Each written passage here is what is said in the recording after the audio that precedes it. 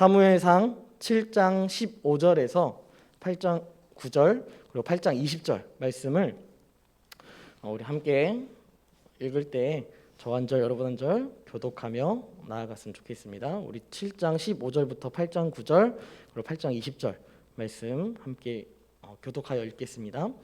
사무엘이 사는 날 동안에 이스라엘을 다스렸으되 해마다 베델과 길갈과 미스바로 순회하여 그 모든 곳에서 이스라엘을 다스렸고 라마로 돌아왔으니 이는 거기에 자기 집이 있음이니라. 거기서도 이스라엘을 다스렸으며 또 거기에 여호와를 위하여 제단을 쌓았더라. 사무엘이 늙음에 그의 아들들을 이스라엘 사사로 삼으니 장자의 이름은 요엘이요 차자의 이름은 아비아라. 그들이 브엘세바에서 사사가 되니라. 그의 아들들이 자기 아버지의 행위를 따르지 아니하고 이익을 따라 뇌물을 받고 판결을 굽게 하니라. 이스라엘 모든 장로가 모여 라마에 있는 사무엘에게 나아가서 그에게 이르되 보소서 당신은 늙고 당신의 아들들은 당신의 행위를 따르지 아니하니 모든 나라와 같이 우리에게 왕을 세워 우리를 다스리게 하소서 한지라. 우리에게 왕을 주어 우리를 다스리게 하라 했을 때 사무엘이 그것을 기뻐하지 아니하여 여호와께 기도하매 여호와께서 사무엘에게 이르시되 백성이 내게 한 말을 다 들으라. 이는 그들이 너를 버림이 아니요 나를 버려 자기들의 왕이 되지 못하게 함이니라. 내가 그들을 애굽에서 인도하여 낸 날부터 오늘까지 그들이 모든 행사로 나를 버리고 다른 신들을 섬김같이 내게도 그리 하는도다. 그러므로 그들의 말을 듣되 너는 그들에게 엄히 경고하고 그들을 다스릴 왕의 제도를 가르치라. 우리 8장 20절 마지막으로 읽겠습니다. 함께 읽겠습니다. 시작. 우리도 다른 나라들 같이 되어 우리의 왕이 우리를 다스리며 우리 앞에 나가서 우리의 싸움을 싸워야 할 것이니이다 하는지라. 아멘. 오늘 설교의 제목은 미러 이펙트, 거울 효과라는 제목으로 함께 말씀을 나누려고 합니다. 여러분, 거울 효과가 어떠한 내용인지 혹시 아시나요? 거울 효과. 요즘에 이제 한참 예능 중에서 이제 뭐 연애에 대한 뭐 그런 예능이 많이 나오다 보니까 이런 거울 효과에 대해서 설명하는 것을 들었는데요. 자기가 누군가 호감이 있는 사람이 있으면 그 사람이 이렇게 머리를 이렇게 싹 하면은 자기도 똑같이 이렇게 머리를 싹 한대요. 그러니까 호감이 있다라는 그 전제하에 그 사람의 행동을 마치 거울처럼 똑같이 따라하는 그러한 모습을 보여준다라고 합니다. 이런 거울 효과를 통하여서요, 이 사람이 나한테 좀 관심이 있는지 없는지 또한 알 수 있다라는 것이죠. 여러분, 우리는 항상 뭔가 누군가를 닮고 싶어 합니다. 누군가를 닮고 싶어 하는데요, 여러분들은 모르겠어요. 누굴 닮고 싶은지 잘 모르겠지만 저는 성경을 읽다 보면 참 많은 성경 인물들 중에서 사도 바울이라는 인물을 참 좋아하고 또 닮고 싶어 합니다. 그래서 이 사도 바울이 어떻게 인생을 살아갔는지, 또 사도 바울이 어떻게 복음을 전파했는지, 이런 부분들에 대해서 더 굉장히 많이 묵상하게 되었고, 이 사람이 어떠한 가치관을 갖고 있는지까지도 굉장히 궁금해서 읽게 되는 그러한 모습까지도 저는 보여주는 것 같습니다. 여러분 안에도 아마 뭐 세상적으로 봤을 때 대단한 사람들이 나에게 있어서 좀 닮고 싶은 사람이다 라고 할 수도 있습니다. 혹은 성경의 인물이 내가 닮고 싶은 인물일 수도 있습니다. 여러분, 제가 이 거울 효과를요 처절하게 많이 느꼈던 부분이 무엇이냐면, 여러분, 제가 대학원에 갔는데요, 진짜 이제 저보다 굉장히 사역을 잘하는 막 그런 형들, 그런 사람들을 보면서 저 사람들 진짜 사역 진짜 잘한다 라는 생각을 하는데, 그걸 보면서 내가 그런 사역적인 거를 닮아가기보다 그 사람이 가지고 있는 어떠한 물건들이라든지 예를 들어서 맥북이라든지 뭐 이런 것들을 막 갖고 싶어하는 그런 막 의지를 갖고 또 결국은 구입하고 막 이런 모습들을 바라보면서, 야, 내가 진짜 실질적인 걸 닮아야 되는데 저런 어떻게 보면 조건부적인 그런 것들을 내가 닮고 싶어 하는구나 라는 생각을 참 많이 하게 되었던 것 같습니다. 여러분, 이 말씀 안에서도요, 거울 효과가 굉장히 많이 드러나게 됩니다. 여러분, 우리가 하나님을 사랑하면요, 하나님을 닮고 싶어 해요. 우리가 하나님을 정말 사랑하고 하나님이 나의 어떻게 보면 전부다, 라는 것을 느낀다면요, 우리는 하나님을 막 닮고 싶어하고 하나님이 어떠한 분이신지에 대해서 막 더 알고 싶어하는 그러한 모습을 보여줍니다. 그래서 말씀을 통하여서 하나님이 어떤 분이신지를 더 막 알아보고 싶어하는 것 같습니다. 여러분, 그런데 이러한 닮아가고 싶은, 하나님을 닮아가고 싶은 그 마음도 있겠지만요, 또한 제가 사도 바울이 너무 좋아서 사도 바울을 닮고 싶다라는 마음이 있지만요, 여러분, 제 인생을 돌아보면 저는 사도 바울의 인생, 그 인생을 마치 거울 효과처럼 닮아가는 것보다 오히려 이 오늘 말씀에 나오는 이스라엘 백성들의 모습을 더 많이 내가 닮고 있지 않은가라는 생각을 다시 한번 하게 되는 것 같습니다. 내가 그렇게 좋아하는 사도 바울이 있음에도 불구하고 내가 사도 바울의 그 온전한 모습, 복음 앞에서 굳건한 모습이 아니라 오히려 사도 바울이 아닌 말씀에서 무너져 있는 사람들, 말씀 안에서 뭔가 좀 엇갈려 있는 사람들, 이런 사람들의 그 행실과 그 모습들을 누가 가르쳐주지 않았지만 더 잘 따르고 있고 더 그것을 본받아서 살아가고 있는 그러한 모습을 볼 수 있다는 것이죠. 여러분, 이스라엘 백성들 안에도요, 이런 거울 효과가 있었습니다. 어떠한 효과였냐면요, 블레셋이 너무 잘 사는 거예요. 다른 이방 지역들의 이 나라들이 우리나라보다 너무 잘 사는 거예요. 그래서 도대체 뭐가 그렇게 우리나라랑 차이가 있지? 이것을 계속해서 연구하다 보니까 쟤네는 왕이 있구나 라는 것을 깨닫게 되었습니다. 그래서 이 이스라엘 백성들이요, 왕을 세우려고 지금 노력합니다. 여러분, 성경에서 보면요, 이 이스라엘 백성들 안에, 그리고 우리 안에 이미 왕은 존재합니다. 이스라엘의 왕은요, 바로 하나님이셨습니다. 그리고 이 절대적이고 감히 교체할 수 없는, 바꿀 수 없는 절대적인 주권자이신 하나님께서요, 대리 통치자인 인간을 통하여서 이 땅을 다스리셨습니다. 그 가장 대표적인 모습이 바로 아담에게서 나오는 것이죠. 생육하고 번성해라. 내가 지은 이 많은 동물들에게 이름도 지어주고 너가 할 수 있는 거 다 해봐라 라고 이야기하시지 않았습니까? 그리고 또한 아브라함에게, 이삭에게, 야곱에게 또한 400년의 그 포로 기간 동안에 하나님께서 모세를 세우셔서 이 모세라는 대리 통치자를 통하여서 출애굽시키시고 광야의 생활을 하게 하며, 또한 여호수아를 그 후에 세우셔서 또 여호수아가 모세가 이끌어냈던 1세대가 아닌 2세대를 통하여서 가나안 땅에 들어가게 하는, 그 이후에 또 사사들을 세워서 하나님께서 이 이스라엘 백성들을 대리 통치자를 세우셔서 통치하는 그러한 모습을 보여주고 있었다라는 것입니다. 여러분, 그런데 이 왕이 있음에도요, 사사기 말씀을 보면 가장 마지막에 어떠한 말이 나오냐면 왕이 없으므로 라고 표현합니다. 왕이 없으므로. 여러분, 이스라엘 땅 가운데 이스라엘의 이 왕이 하나님이 계셨는데 이들은 결코 하나님을 용납하지 않는 그런 모습을 보여주고 있고요, 왕이 없으니까 각기 자기 소견에 옳은 대로 행하고 있다. 여러분, 이 시대가 이러한 시대 아닙니까? 포스트 모더니즘 시대. 내가 진리라고 믿으면 그것이 진리가 되는 거예요. 내가 이게 옳다라고 한다면 어떠한 절대적인 진리가 있다 할지라도 나의 상대적 진리가 더 맞다라고 아주 당당하게 이야기하는 시대가 바로 이러한 시대 아닙니까? 여러분, 이러한 시대 가운데 여러분, 이스라엘 백성들도 이스라엘에 하나님이라는 왕이 있었지만 왕이 없다라고 감히 표현하면서 왜 왕이 우리에겐 주어지지 않았지? 라는 불평과 불만이 이들에게 있었다라는 것입니다. 또한 이들에게 있어서는요, 백성들, 이 이스라엘 백성들 안에 추구하는 왕의 이상적인 이상향이 또한 있었다라는 것이죠.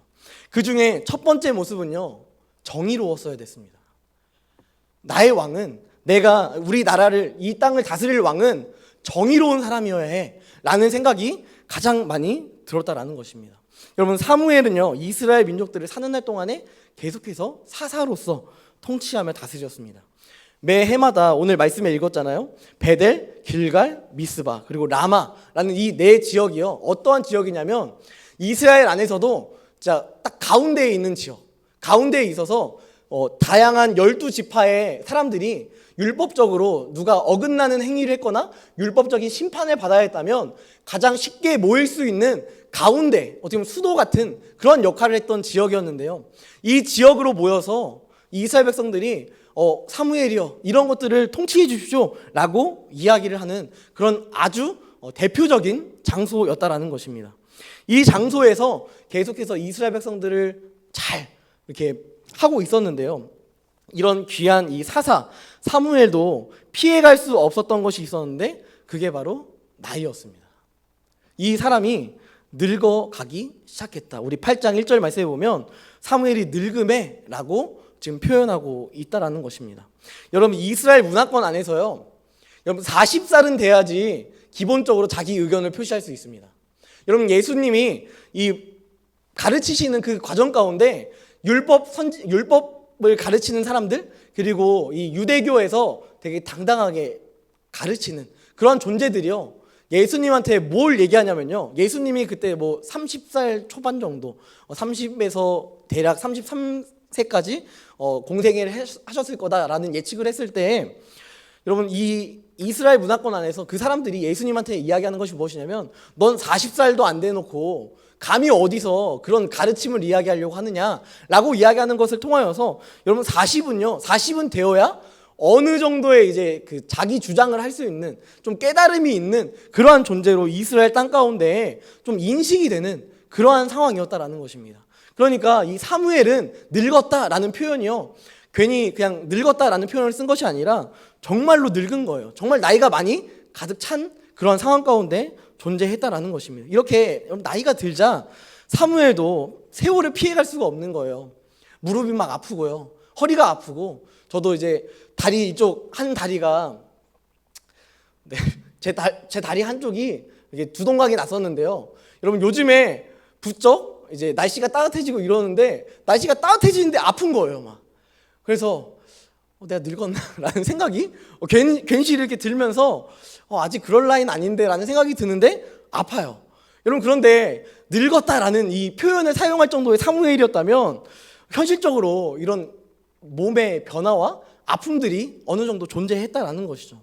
여러분 그래서 이스라엘의 이 중심부는 사무엘이 담당했지만요. 이 이스라엘 땅 가운데 블레셋과 굉장히 맞닿아 있었던 이 지역에 누군가를 파송해서 보내야 했었다라는 것입니다. 자신의 손이 안 닿는 이 최남단 브엘세바라는 지역에 이제 두 아들 요엘과 아비야를 보내게 됩니다. 여러분 오늘 말씀에서 사사로 세웠다라는 표현을 볼 수 있습니다. 여러분 이것을 바라보면서 어떤 사람들은요.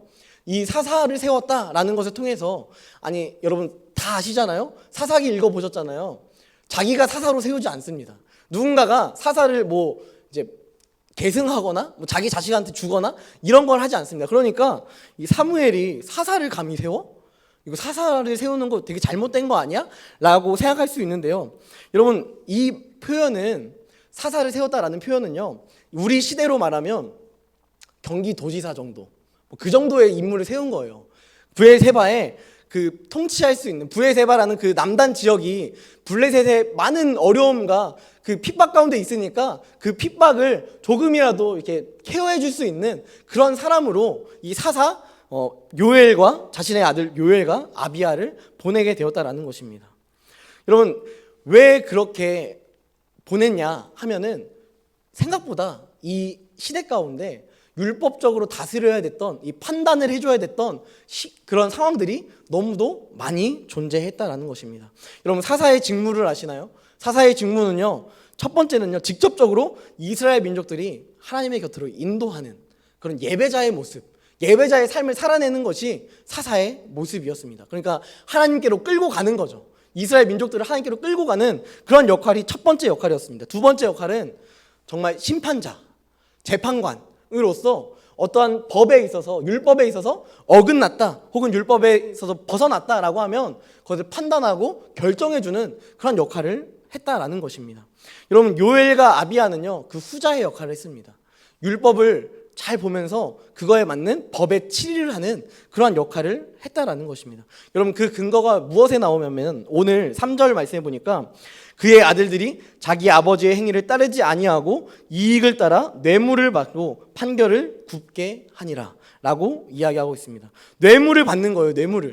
뇌물을 받아서 이 정확하게 율법적으로 판단을 해줘야 되는 그런 심판자인 재판관인 사람이 그러한 재판관의 역할을 하지 못하는 그러한 죄를 지금 나열하고 있다라는 것입니다. 여러분, 이 죄악은요, 어떻게 보면 엘리의 두 아들 홈리와 비느하스보다는 조금은 괜찮은 죄일 수 있습니다. 왜냐하면 홈리와 비느하스는요, 제가 얘기했던 사사의 두 가지 역할 중에서 두 가지를 다 위반했어요. 하나님 앞에서의 그 예배자로서의 위반도 했지만 판결을 어둡게 하는 그러한 위반까지 두 가지의 위반을 했지만, 이 요엘과 아비야는 결국 후반 뒤에 있는 판단을 흐리게 하는 그러한 모습들을 보여주었습니다. 여러분, 하지만 결코 이 요엘과 아비야의 죄악은요, 우리가 생각했을 때 합리화를 한다든지 이 정도는 괜찮지라고 넘어갈 수 있는 그런 죄악은 아니었습니다. 여러분, 이 시대에 사사로 세워진 요엘과 아비야가 여러분 죄악으로 인해 이스라엘을 더럽히고 있었던 이 상황에서 이 이스라엘 민족들은 사무엘의 두 아들과는 다르게 율법적으로 그런 완벽하고 또 퍼펙트한 그런 인생을 과연 살았을까요? 여러분, 저는 아니라고 생각합니다. 여러분, 이들이 이 요엘과 아비야가 여러분 뇌물을 주는 사람이 없었다면요, 이러한 일도 아마 벌어지지 않았을 수 있습니다. 여러분, 그런데 뇌물을 주는 것이 너무도 당연한 거예요. 이 뇌물을 줘서 이 판결을 굽게 할 수 있다는 것을 이스라엘 민족들이 이미 판단하고 인식하고 있었다라는 것입니다. 율법에서 뇌물을 받으면 안 된다라는 것이 있지만 이스라엘 민족 안에, 이스라엘 백성들 안에서도요, 뇌물 주고 잘 판단받지라는 마음들이 더 크게 생겨났다라는 것입니다. 여러분, 참으로 안타까운 것은요, 이 사무엘의 말씀, 사무엘의 시대가 이 요엘과 아비야가 이 시대의 모습을 아주 대표적으로 보여주고 있다라는 것입니다. 여러분, 저는 대학교 또 대학원을 나왔어요. 여러분, 제가 선택 수업을 듣는 기준이 무엇이었는지 아십니까? 이 수업이 과연 질이 좋을까? 이 교수님이 정말 권위 있는 사람인가? 이 교수님이 정말 나한테 정말 엄청난 그 스피릿을 알려주고 정말 이 교수님이 나한테 엄청나게 뛰어난 그런 인사이트를 줄 수 있을까? 여러분, 이런 것을 판단하는 게 아니에요. 여러분, 이런 것들을 판단하는 게 아니라 저의 가장 기본적인 생각은 무엇이었냐면, 이 사람이 학 좀 잘 줄까? 이런 생각을 더 많이 하게 되고요. 여러분, 이 교수님이 과연 FM일까? 네. 동현이도 똑같은 마음이었던 것 같아요. 이런 마음이 든다라는 거예요. 여러분, 이 사람이 FM이 아니면 내가 좀 말 잘해가지고 좀 교수님한테 교수님 레포트가 2개인데 하나만 줄여주세요 라는 그런 이야기도 서슴지 않게 막 할 수 있는 그런 제안을 할 수 있는 사람인가 아닌가, 이런 어떻게 보면 내 유익을 위해서 그 사람이 어떤 사람인지를 계속해서 막 보고 있는 것입니다. 여러분, 생각해보면 요엘과 이 아비야 굉장히 죄악된 모습을 보여주고 있죠. 여러분, 뇌물을 주는 사람이 있었다라는 것을 보면요, 이스라엘 땅 가운데 이스라엘 민족들 또한 이런 패역한 인생, 패역한 모습, 제가 마치 선택 과목을 하는데 어떻게 하면 학 좀 잘 맞을 수 있을까 이런 고민하고 이런 잘못된 이런 생각을 하는 것처럼요, 이스라엘 민족들 안에서도요, 이러한 모습들이 너무도 다분하게 등장하고 있었다라는 것입니다. 여러분, 저번 주에도 이야기했지만 이스라엘이라는 민족, 어떤 민족입니까? 하나님과 겨루어서 감히 이긴 존재입니다. 하나님께서 붙들릴 때, 하나님께 붙들리고 하나님을 기도할 때 하나님께서 그들의 작은 음성에도 귀를 기울이시고 그 기도 가운데 응답하시는 그 놀라우신 하나님, 하나님이 우리한테 뭘 빚졌습니까? 그럼 빚지지 않았어요. 그런데 우리의 작은 신음에도 응답하시고 기도에 응답하시는 그 놀라운 은혜를 경험하는 그 이스라엘의 엄청나게 놀라운 은혜를 받은 그 민족 아니겠습니까? 여러분, 또한 이 사무엘의 두 아들 요엘과 아비야, 이름 자체만으로도요 굉장히 영광된 그런 이름입니다. 요엘, 주님은 나의 하나님이시다 라고 이야기하고 있고요, 아비야, 하나님은 나의 아버지시다 라고 고백하는 이런 귀한 이름, 귀한 고백이 담겨있는 이름임에도 불구하고 요엘과 아비야 뇌물을 받습니다. 여러분, 이 요엘과 아비야만 봤을 때에도 여러분, 이 시대가 얼마나 패역하고 하나님이 그들 안에 있었지만요, 그들이 하나님으로 인정하지 않는 그러한 모습이 얼마나 두드러지게 나타나고 있는 시대를 살아가고 있었는지를 이 말씀을 통하여서 우리는 볼 수 있다는 것입니다. 이스라엘 민족들의 현실적인 순간, 현실적인 삶의 모습은요, 패역하고 죄악되었고 하나님을 알지만 하나님을 아는 것에서만 멈추는 그러한 인생을 이들이 살아가고 있었다는 것입니다. 이스라엘 장로들이 과연 요엘과 아비야가 뇌물을 받았기 때문에 재판을 굳게 했기 때문에 왕을 요구했을까요? 결코 그렇지 않습니다. 여러분, 이스라엘 장로들과 이스라엘 모든 민족들이 하나님이 나의 왕이심을 인정하지 않았기 때문에 지금 스스로가 하나님 나라 백성의 그 시민권을 스스로 박탈하는 그러한 모습을 보여주고 있다는 것입니다. 여러분, 2022년 이 시대를 살아가는 우리는요, 어느 때보다 정의를 추구합니다. 죄를 지었다면 죄의 값을 받아야 한다라는 것이 너무도 당연하고요. 또한 그 죄의 값이 죄를 지은 그 악독함과 비례해야 한다라는 것에 있어서도 우리는 너무도 잘 인지하고 있습니다. 하지만 우리 안에 무딘 것이 있다면 우리가 이 나라의 법에 위반되지 않았기 때문에 우리가 스스로 죄인이 아니다라고 판단한다라는 것입니다. 간혹 어떤 사람은요, 법 없이도 산대요. 그런 사람들이 정말 간혹 있기도 합니다. 하지만요, 여러분, 그들에게도 법이 필요합니다. 왜 필요합니까? 그들도 죄인이기 때문입니다. 그들이 우리가 봤을 때는 야, 대단하다, 법 없이도 살겠다라고 이야기하지만 그의 본질적인 형태, 본질적인 모습은요, 그가 의인의 모습이 아니라 본질적 죄인의 삶이었기 때문입니다. 그는 결코 죄인의 그 원죄의 모습을 감히 지울 수 없는 인생이기 때문입니다. 여러분, 그 죄악이 뭔가 겉으로 표시되거나 드러나지 않는다고 해서 여러분 안에 나는 과연 죄인이 아닙니다 라고 감히 고백하고 감히 이야기할 수 있는 그러한 존재가 우리 가운데 있을까요? 여러분, 그것은 결코 없을 것입니다. 하나님은요, 아모스 선지자를 통하여서 이스라엘 민족들에게 말씀하십니다. 너희가 나를 사랑한다고 막 이야기하고 예배하는 거, 또 절기를 지켜서 이스라엘 민족들이 기본 3번은 하나님 앞에서 예배를 드리는 그 절기가 있었는데 그 절기를 지키는 그 제사의 모습, 그 모습을 보니까 야, 너네 모습이 너무 역하다. 나 니네 보니까 토할 것 같아. 하나님을 믿지 않으면서 그저 의무적으로 하나님을 믿는 것처럼 살아가는 그들의 모습을 바라보면서 하나님은 오히려 너희의 그 모습들이 역하다, 비리다, 토할 것 같다라고 이야기한다라는 것입니다. 그러면서 하나님께서 이 아모스 선지자를 통하여서 이스라엘 백성들에게 말씀하시는 것은 무엇이냐면요, 너희는 오직 정의를 물같이 공의를 마르지 않는 강같이 흐르게 해라 라고 이야기합니다. 여러분, 예수님 말씀하시죠. 내가 제사를 원하는 게 아니야. 내가 너희의 예배를 원하는 게 아니야. 긍휼을 원하고 너희가 인애, 너희의 이웃을 사랑하는 것을 원한다. 그것이 너희의 삶의 예배다 라는 것을 주님께서 우리에게 계속해서 거듭되어 이야기하지만 우리는 이 주일 한 번 나와서 예배하는 것으로 그치려고 하는 그런 모습들이 우리 안에 존재한다는 것입니다. 여러분, 이 예배 가운데 나오셨습니다. 그런데 여러분의 예배가 정말 영과 진리, 그 예배로 여러분 주님 앞에 드려지고 있습니까?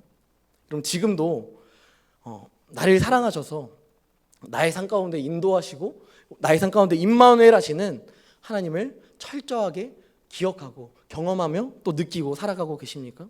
하나님은 우리에게 동일하게 말씀하실 것입니다.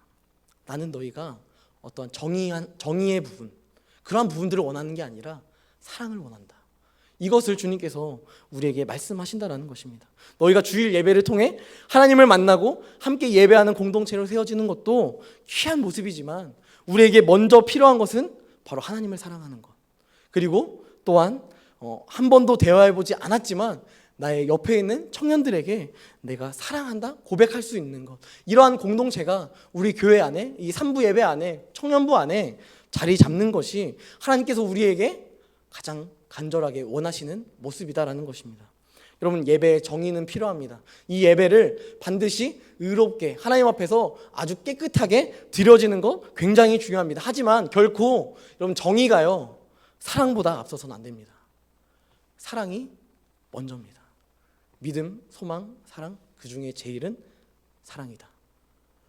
여러분, 저는 이 청년부를 담당하면서요 가장 먼저 기도하고 가장 먼저 생각했던 것, 또한 여러분들에게 자주 표현하는 방법 중에 하나는 사랑하는 청년 여러분입니다. 여러분, 저는 이 부서를 맡으면서 처음 담당할 때 기도하면서 생각했던 것이 무엇이냐면 이들을 사랑하고 싶다라는 생각을 가장 많이 하게 되었습니다. 여러분, 이 사랑을요 제가 여러분에게 주는 사랑, 이거 충분하세요? 네, 모르겠어요. 충분하실지 모르겠지만 여러분, 결국 제가 여러분에게 드릴 수 있는 사랑도 있지만요, 제가 원하는 이 사랑은요, 여러분 스스로가 하나가 되어서 사랑을 서로에게 끼치며 나가는 것입니다. 여러분, 이것은요, 정의가 결코 필요하지 않습니다. 그냥 이 사람이 어떠한 사람인지를 판단하고 이 사람이 도대체 어떠한 사람이지? 라는 것을 분석해내는 것이 필요 없습니다. 그저 사랑한다면 그저 사랑하는 것입니다. 여러분, 이것이 우리 공동체 안에 필요한 것이고, 이것이 우리를 사랑의 공동체로 다시 한번 묶어준다라는 것입니다. 이것이 하나님께서 이스라엘이라는 공동체 안에 바라시는 정의의 모습입니다. 여러분, 사랑하십시오. 사랑은요, 허다한 죄를 덮습니다. 여러분, 사랑은요, 모든 것을 용납할 수 있어요. 여러분, 이 사랑을 하는 자에게 하나님께서 말씀하십니다. 야, 너가 사랑하고 있니? 근데 그거 알아? 나도 사랑이다. 그럼 넌 내 자녀야. 이것을 주님께서 우리에게 말씀하신다라는 것입니다. 이런 귀한 주의 자녀, 귀한 주의 은혜를 입은 사랑의 공동체, 이 공동체가 우리 청년부가 되기를 주님의 이름으로 축복합니다. 여러분, 두 번째, 그들이 원했던 왕은요, 다른 나라도 있는 그런 왕, 다른 나라들도 다 뽑아서 세운 왕, 그런 왕이 필요했던 것 같습니다. 여러분, 그들의 이상적인 왕, 두 번째 왕은요, 젊은 왕, 강인한 왕, 그리고 사람이 봤을 때 따를 만한 조건이 있는 왕. 여러분, 영화 300을 보셨습니까? 못 보신 분들도 있겠지만, 여러분, 그 영화를 보면요, 그 왕이 얼마나 그 근육질이고 막 탄탄하고 이런 것도 있겠지만요, 그의 리더십이 얼마나 대단한지 모르겠어요. 300명이 그 많은 군사들을 막 전쟁하는데 절대 이렇게 감정적으로나 두려워하지 않고요, 오히려 당당하고 또 어떻게 하면 이길 수 있을까를 고민하고 또 그것들을 많은 300명의 신하들에게 같이 막 이야기하는 그 모습을 바라보면서, 야, 저 사람 진짜 대단하다 라는 생각을 하게 됩니다. 여러분, 이스라엘 민족들도요, 이런 왕을 원했어요. 전략적인 왕, 대단한 왕, 다른 나라들도 다 갖고 있는 그러한 왕을 원했습니다. 오늘 본문 5절에 보면요, 장로들의 요청이 등장합니다. 그 첫 번째 이유, 당신이 늙었습니다. 당신 늙었습니다 라고 이야기하는 것이죠. 여러분, 왜 사무엘에게 당신은 늙었습니다 라고 이야기하고 있을까요? 사무엘은요, 아직은 영적으로 굉장히 밝아있는 사람입니다. 충분히 사사의 역할을 할 수 있는 사람이에요. 여러분, 그럼에도 불구하고 나이가 많다라는 이유 하나만으로 이 이스라엘 민족들이 사무엘에게 당신은 나이가 많으니까 우리의 왕이 될 수 없다라고 이야기하는 것은, 그들이 원하는 왕은 젊은 왕, 씩씩한 왕, 튼튼해서 어떻게든 이 나라 가운데 다른 나라들이랑 교류도 잘하고 이런 커뮤니케이션을 잘 할 수 있는 왕, 쉽게 요즘 시대로 말하면 꼰대가 아닌 그런 좀 괜찮은, 우리 말했을 때 좀 이해할 수 있고 용납할 수 있는, 내가 힘들다 라고 이야기했을 때 야, 기도해야지 라고 이야기하는 것이 아니라, 야, 힘들어? 같이 해결해보자 라는 그러한 왕이 이들에게 더 필요했고, 실적으로 대안을 마련해 줄 수 있는 그런 지혜롭고 똑똑한 왕이 이들에게 필요했다라는 것입니다. 여러분, 그게 정말 이들에게 필요한 왕이었을까요? 여러분, 솔로몬 아시죠? 솔로몬 지혜롭지 않았습니까? 지혜롭지 않았습니까? 여러분, 그런데 이 솔로몬의 최후가 얼마나 처절했습니까? 여러분, 후궁이 1000명이에요. 여러분, 이게 그냥 후궁 1000명이구나 라고 해서 그냥 그런가 보다 라고 생각할 수 있지만요, 여러분, 이 솔로몬이 그렇게 지혜 있었고 그렇게 대단한 왕이었지만 그의 인생 가운데 그 신앙에 있어서는요, 굉장히 무너져 있는 왕이었습니다. 그의 그 자녀 르호보암이 왕이 됐을 때 나라가 나뉘어 버렸습니다. 여러분, 솔로몬의 우리 막 자녀들에게 지혜 뭐 이런 것들을 원하면서, 저도 지혜가 필요하면 솔로몬의 지혜를 주죠 이렇게 말하지만요, 여러분, 이 솔로몬의 지혜가 그렇게까지 엄청 좋은 건 아니에요.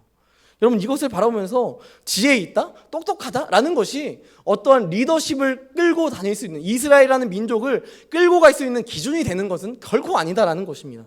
여러분, 두 번째 이유는 무엇입니까? 당신의 두 아들은 당신의 행위를 따르지 않는다, 위법을 저지르고 있다, 여러분 말하고 있는 것이냐? 맞습니다. 그럼 충분히 이 두 아들은요, 위법을 보여주고 있습니다. 그런데 이 이스라엘의 장로들이 정말 하나님을 신뢰하는 자들이었다면요, 여러분, 하나님을 사랑하는 자들이었다면 장로들의 이 요청은요, 이 이후에 말은 반드시 달라야 했습니다. 여러분, 이들이 이렇게 이야기하며 당신은 늙었잖아요 라고 이야기하고, 또한 당신의 두 아들, 두 사사가 자꾸만 이 재판을 더 이상하게 하잖아요. 굽게 하잖아요. 라고 이야기하는 그 이야기, 그 제안 앞에, 그 이후에 여러분, 이 이스라엘의 많은 장로들이 왕을 세워주십시오, 다른 나라들처럼 왕을 세워주십시오 라는 이야기가 아니라, 여러분 이들이 정말 깨어 있었고 정말 하나님을 사랑했다면, 사무엘 당신도 기억하시죠? 엘리가 늙었을 때 죄악을 저질렀고 패역하였고 하나님의 말씀을 못 들었을 때 젊은 사무엘 당신을 세웠지 않습니까? 우리에게도 사사를 다시 세워주십시오. 우리에게도 영적 리더십을, 영적 지도자를 다시 세워주십시오 라고 요청해야 했습니다. 여러분 이들의 제안은 왕을 주십시오, 다른 나라들처럼 나도 왕을 세워주십시오 라는 이 제안을 해야 됐던 것이 아니라, 오히려 사무엘 당신도 기억하시죠? 당신도 경험해 보셨죠? 영적 지도자 그 한 사람을 세워주십시오 라는 이 요청을 해야 했다라는 것입니다. 이것이 하나님의 백성, 하나님의 사람이 해야 하는 제안이었다라는 것입니다. 엘리야와 두 아들의 시대에 패역한 이스라엘 민족들 가운데 사무엘 당신을 세우셨던 것처럼 우리 공동체 안에 다시 영적으로 다시 돌아올 수 있는, 미스바의 그 기도회를 통하여서 우리가 다시 하나님 앞에 돌아갔던 그 시기처럼 우리가 다시 하나님 앞에 돌아갈 수 있는 그런 영적 리더십을 지금 세워주십시오 라고 요청해야 했다는 것입니다. 여러분 이들의 요청이 더 안타깝게 보여지는 것은 무엇이냐면, 이스라엘 민족, 이 선민의식 있지 않았습니까? 다른 이방 민족들과 비교했을 때 우리는 살아계신 하나님께서 이곳까지 인도하셨고 이 땅을 우리에게 주셨다, 이런 스피릿이 있었습니다. 우리를, 내가, 모세가 여기까지 우리를 인도한 것이 아니라 하나님께서 우리를 인도하셨기 때문에 우리는 하나님의 성민이다, 우리는 차별된 존재다 라는 것이 이 스피릿으로 다가왔었지만, 여러분 이 구별됨, 거룩함이 존재해야 하는 이 이스라엘 땅 가운데 더 이상은 거룩함이 구별됨이 아니라 다른 민족들과 똑같이 죄짓고 똑같이 패역한 그러한 모습으로 내가 살아가겠다라는 것을, 왕을 세워주십시오라는 모습을 보여주면서 하나님의 성민이라는 옷을 벗어 던져버리고 있는 그러한 모습이었다라는 것입니다. 여러분 거룩함을 벗어 던지고 그 의의 옷을 오히려 필요 없다라고 이야기하면서 오히려 내가 죄의 옷을 막 끌어당기면서 죄의 옷 내가 입고 말겠어 라는 그런 의지를 가지고 이렇게 요청하는 그런 모습을 이스라엘 민족들이 보여주고 있었다라는 것입니다. 여러분 이들의 실질적인 모습을 사무엘에게 하나님 말씀하십니다. 사무엘아, 이스라엘 백성들이 너를 버린 게 아니야. 너가 늙어서 왕을 달라고 하는 게 아니야. 너희 두 아들이 패역했기 때문에, 재판을 그렇게 어그러뜨렸기 때문에 지금 이렇게 요청하는 게 아니야. 그 두 가지 이유는 다 변명이야. 진짜 저들이 왕을 원하는 것은 나를 버렸기 때문이야. 하나님께서 이 이야기를 하실 때에 여러분 하나님의 심정, 하나님의 마음은 어떠하셨을까요? 여러분 가슴이 찢어지는 마음 아니었을까요? 여러분 버림받아 보셨습니까? 여러분 저는 어렸을 때 자주 이런 얘기를 들었어요. 너 다리 밑에서 주워왔다? 이런 이야기를 너무 많이 들어가지고 제가 그게 막 너무 상처가 되는 거예요. 장난인 건 아는데 이렇게 친척들까지 같이 동원해서 막 이런 얘기를 하면요, 내가 진짜 주워왔나? 라는 그런 고민들을 자꾸 하게 돼요. 여러분 그런데 여러분 버림받아 보셨습니까? 네, 저도 안 받아봤어요. 네, 그래서 잘 모르겠지만, 네, 아무튼 이 성경 말씀을 보면서 여러분 배신당한 하나님의 이 배신당한 이 모습을 바라보면서 감히 우리는 상상해 볼 수 있는 것이죠. 배신당한 이 아픔이 얼마나 클까라는 것을 우리는 감히 볼 수 있는 것입니다. 여러분 근데 하나님을 우리가 감히 버릴 수 있습니까? 우리보다 더 크신 분을 감히 버릴 수 있습니까? 여러분 그런데 하나님을, 그 크신 분을 우리가 오히려 버리고 이렇게 살아가고 있는 우리의 모습을 바라보시면서, 주님께서는 우리의 일상 가운데 있는 그런 죄악된 모습을 바라보면서 주님이 우리에게 말씀하시는 거예요. 네가 나를 버렸구나 라고 주님께서 말씀하실 수 있다는 것입니다. 여러분 우리 청년들이니까 우리에겐 부모님들이 있지 않습니까? 부모님, 여러분 부모님 떠올리시면 딱 생각나잖아요. 항상 여러분 말 잘 듣는 그런 자녀로 살아가셨습니까? 아니잖아요, 그렇죠? 여러분 게다가 뭔가 말 안 듣는 거 뭐 이런 거뿐만 아니라요, 어느 순간에 보면요, 부모님의 그 기대치에 못 미칠 때가 너무도 많았고요. 또 그뿐인가요? 오히려 우리가 막 힘든 상황이고 막 어려운 상황 막 닥치면요, 부모 탓해요. 막 아우 내가 저런 부모 만나가지고 막 이런 얘기하면서 막 화내고 막 상처를 주고 서로에게 상처가 되는 그런 모습을 보여주면서 막 화가 나면요, 막 집에 나가기도 하고, 여러분 그러한 모습까지도 인간인지라 보이게 된다라는 것입니다. 여러분 이것을 바라봤을 때 부모의 그 상처된 마음, 자녀한테 듣는 그 이야기들을 통하여서 부모의 상처된 그 마음이 아마 하나님의 그 마음이 아닐까? 감히 추측하고 조금 예측할 수는 있을 것 같습니다. 여러분 그런데 하나님이 이 이스라엘 백성들을 기르시는 것, 여러분 우리 부모님은 저희들을 기르시는 것에 대해서 뭐 기본적으로 한 20살만 돼도 이제 어느 정도 벗어나지 않습니까? 여러분 그런데 이스라엘 민족들을 하나님께서 몇천 년을 이렇게 케어하시고 돌보시고 그들의 연약함을 막 돌아보시면서 채워주시고 이르셨던, 기르시기도 하시고 입히기도 하시고 또 힘들다고 하면은 뭐 먹을 것도 주고 막 이러셨던 하나님인데, 그 하나님을 향하여서 이스라엘 민족들이 그를 버리는 모습을 보여주고 있었다라는 것입니다. 여러분 그리스도인이지만 하나님의 사랑을 경험했지만 그 사랑으로 충만하여 살아가지 못하고 세상을 향하여 곁눈질하며 세상의 방법이, 세상의 자랑이 부러워지는 순간이 우리에게도 늘상 찾아온다라는 것입니다. 그 순간에 우리가 가장 먼저 지워지는 것이 무엇이냐면 바로 하나님이에요. 우리 안에 가장 먼저 지워지는 것이 무엇이냐면 하나님입니다. 여러분 우리 20절 말씀 마지막으로 한번 읽어보도록 하겠습니다. 우리 20절 말씀 함께 읽겠습니다. 시작. 우리도 다른 나라들 같이 되어 우리의 왕이 우리를 다스리며 우리 앞에 나가서 우리의 싸움을 싸워야 할 것이니이다 하는지라. 여러분 여기서 우리가요 5번 나와요. 우리가 5번 나옵니다. 그런데요 이 우리라는 말 안에요 하나님이 없어요. 여러분 이 우리의 왕, 우리를 다스리고 우리 앞에서 싸우고 이런 존재가 하나님으로 충만해야 하는데, 이들이 하나님을 원하지 않는, 이 우리 안에 하나님이 없는, 이 공동체 안에 하나님이 없는 그러한 모습을 보여주고 있다는 것입니다. 여러분 안에 하나님 존재하십니까? 더원 사랑의 교회 사랑하는 청년 여러분, 우리 안에 정말 하나님이 존재하십니까? 혹은 우리가 먼저 하나님을 버리진 않으셨습니까? 여러분 우리 청년부는 이그나이트, 여러분 영적인 불을 붙인다라는 의미를 가지고 있습니다. 그 이름대로 우린 정말 영적인 불을 지피고 살아가고 계십니까? 성령의 충만한 가운데 정말 여러분들이 활활 타오르고 계십니까? 오늘 말씀을 보면요, 제가 여러분에게 전하고 싶은 마음은 다 이것입니다. 여러분 한 주를 살아가다 보면 우리가 하나님을 버리고 싶을 때가 있다라는 거예요. 여러분 이스라엘 민족들처럼 하나님이 아닌 다른 것으로 우리가 막 체험 받고 싶은 그러한 욕망이 우리 안에 있다라는 것입니다. 여러분 만약 그런 순간이 찾아올 때 하나님을 버리는 것에 앞장서는 것이 아니라 여러분 더욱 더 큰 은혜를 사모하며 여러분 기도하십시오. 그 순간에 여러분 기도하십시오. 여러분 엘리와 사무엘의 차이점 여러분 분명했습니다. 엘리와 두 아들에게 내려진 심판 앞에서 엘리는 기도하지 않습니다. 엘리는 그냥 그렇구나, 내가 심판받겠구나, 영적인 무감각함이 너무도 많이 들어왔기 때문에 기도하지 않고 아무것도 하지 않고 그저 마치 죽을 날에 받은 사람처럼 그저 그렇게 살아가고 있다라는 것입니다. 여러분 그런데 이 이스라엘 백성들의 완악함 앞에 사무엘은 무엇을 하고 있습니까? 기도하고 있습니다.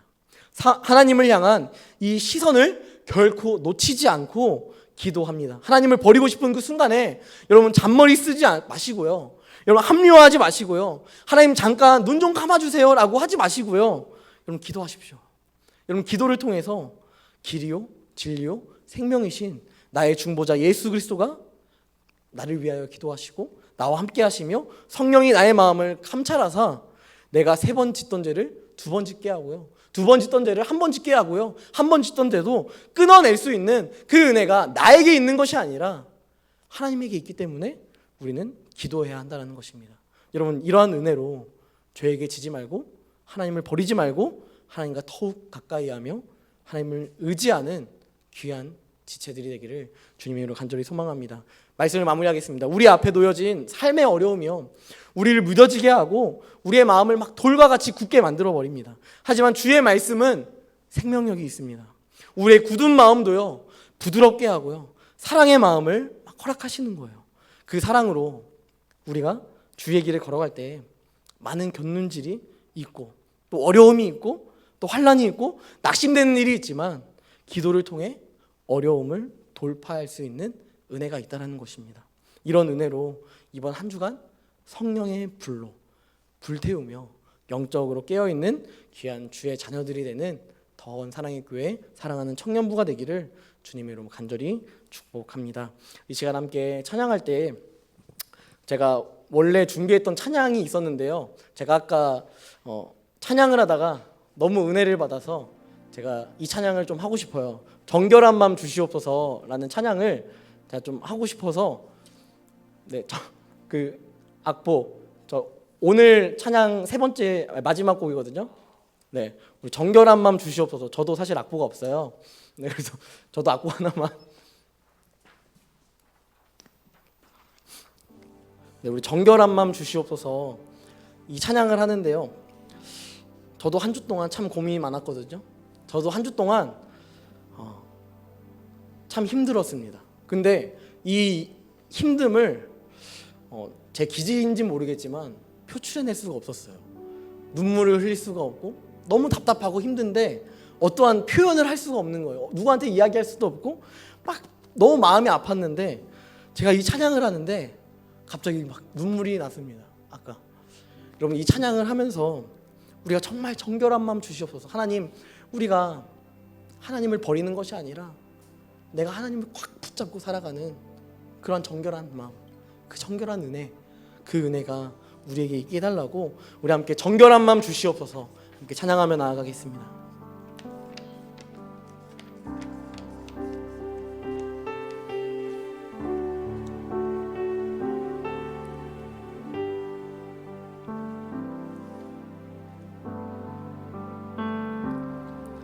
정결한 마음 주시옵소서. 오 주님, 정직한 영을 새롭게 하소서. 정결한 마음 주시옵소서. 정결한 마음 주시옵소서. 오 주님, 정직한 영을 새롭게 하소서. 나를 주님 앞에서 나를 주님 앞에서 멀리하지 마시고 주의 성령을 거두지 마옵소서.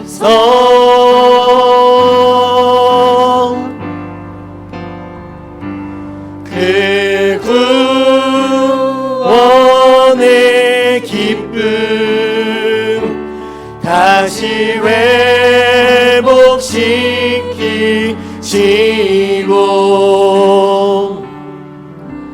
변치 않는 맘 내 안에 주소. 다시 한번 찬양했으면 좋겠습니다. 우리 정결한 마음 주시옵소서.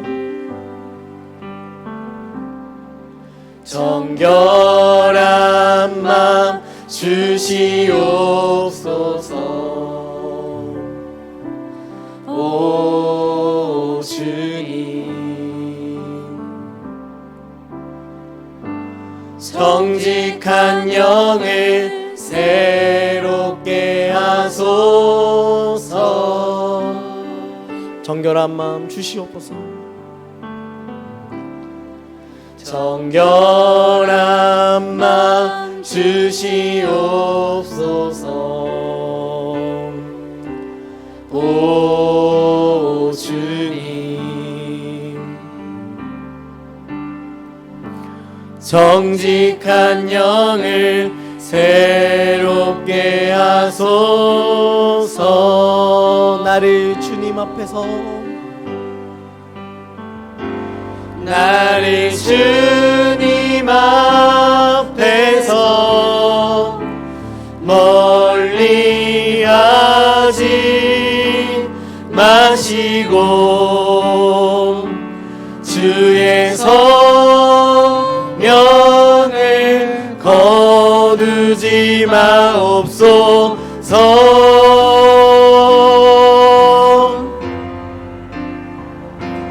그 구원의 기쁨 다시 회복시키시고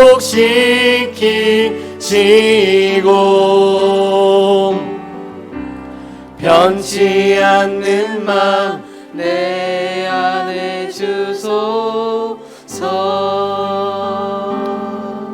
이 시간 함께 기도하였으면 좋겠습니다. 함께 기도할 때 여러분, 우리 안에 얼마나 삶을 살아가다 보면 하나님을 버리고 하나님을 나의 마치 선택사항인 것처럼 생각할 때가 얼마나 많이 있는지 모릅니다.